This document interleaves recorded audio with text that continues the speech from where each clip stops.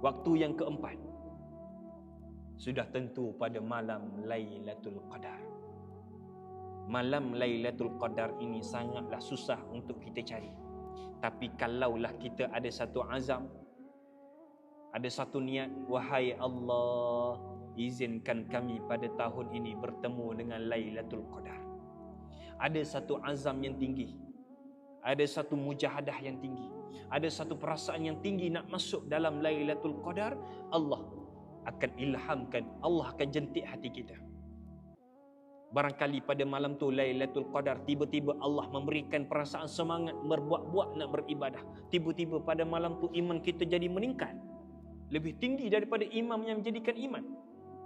Tinggi sangat iman kita pada malam tu, tiba-tiba jangan lepaskan.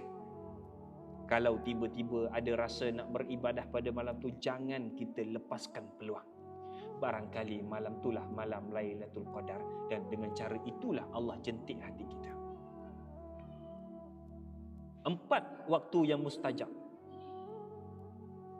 Dan ada satu lagi tambahan, bonus.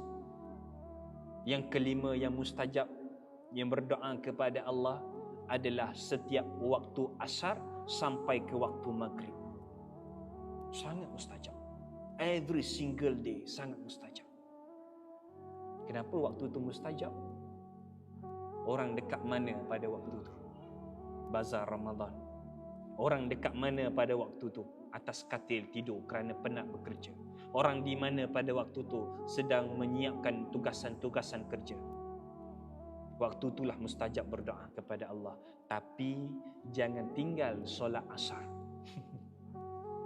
Berdoa asal lupa ustaz. Tak boleh macam tu.